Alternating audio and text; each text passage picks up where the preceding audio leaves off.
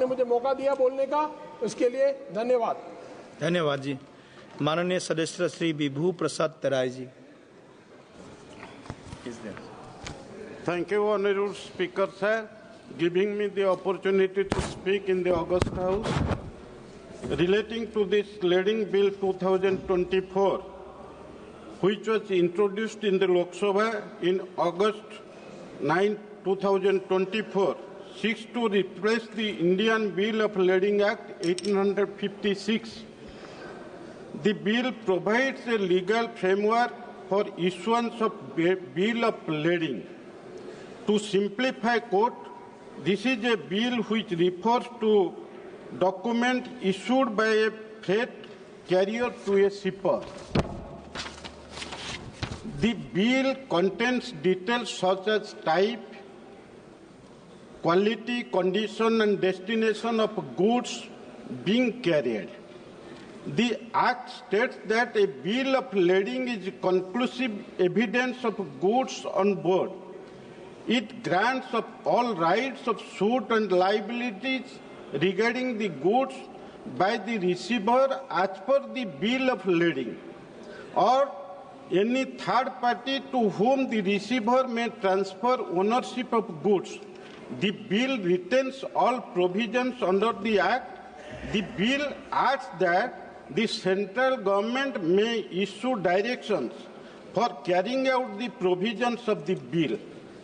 Further, this is a legal document issued by a carrier to a shipper detailing the specific of goods being shipped, essentially acting as a proof of shipment and the receipts for the cargo, and is a crucial for international trade in India, where a significant percentage of cargo is shipped overseas.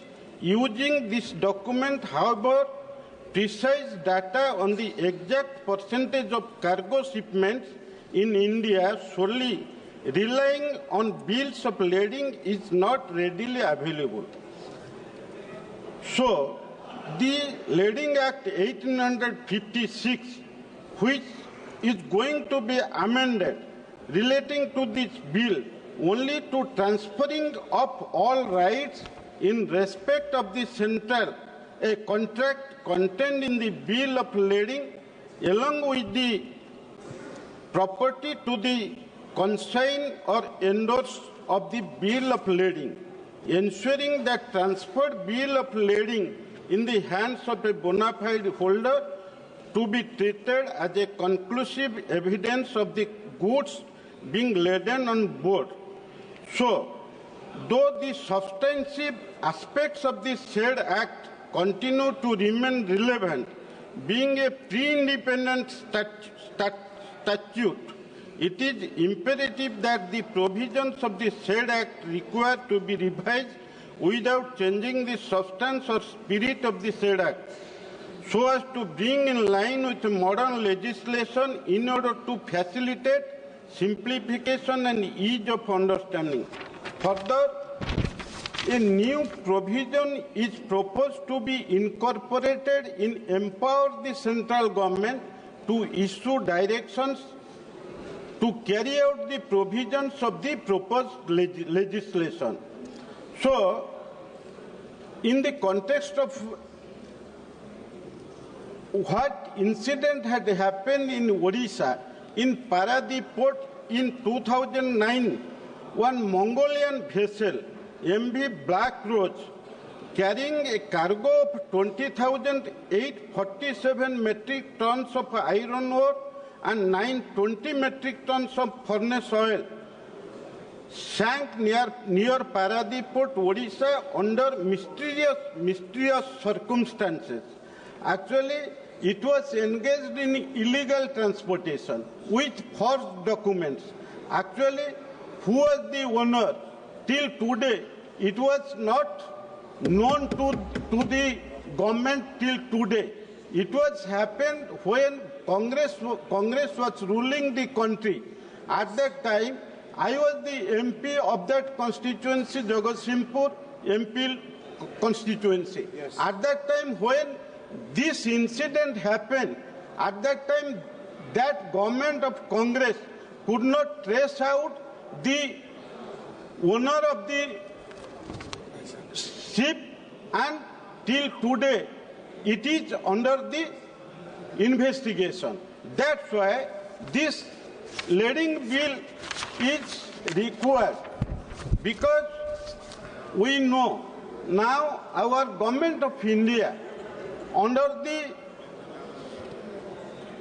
efficient leadership of our beloved Prime Minister Narendra Modi ji and Shipping Minister Sarbanand Sonowal ji, actually they have taken so many steps to carry out the business relating to sea. Yes. So, in this context, I would like to mention here that Odisha is enriched with so many minerals, like hamar iron ore, manganese, coal, and so many minerals are there. And our coastline is around 480 kilometers from Ganjam to Baleshwar. So many ports have been established, like Paradip, Gopalpur, and Dhamra ports are there. So it is also the planning of our government of India. It is the planning of our Honorable Shipping Minister and beloved Prime Minister. So many ports will be established, not only all over India, in our states also. Yes. So, by the government and by the PPP mode of investment, so many ports are going to be established in Odisha.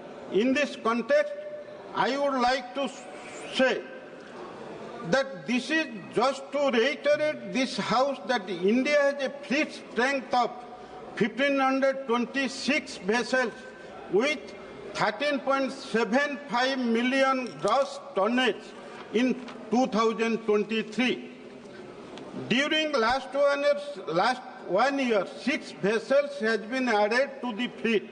Available data points to the fact that approximately 95% of India's total cargo is transported by sea, meaning that vast majority of cargo shipments in India are done via maritime transport.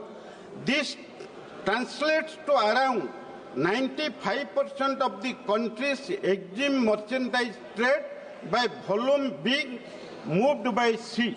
So, in this context, I would like to say, by this act, which our government has decided to enhance the business by sea route, yes, so it can strengthen our economy. That now, what relating to the strengthening our economy in 2027, our beloved Prime Minister has, there is a target that around more than 5 trillion core economy will be there. Now we have already reached in 4.4 lakh, 4.4 million dollar is there. So that's why when we are going to become the third largest economy in 2027, in this context, the business relating to sea route, yes, so in which way our government has taken steps, efficient steps, so that in future our country will become a developed nation in 2047. It is a step taken by the central government. That's why, yes, again, I would like to reiterate that our beloved Prime Minister and our Shipping Minister, in which way they have taken this bill so that it will enhance our and strengthen our economy in future. Thank you. Thank you, Honourable Member.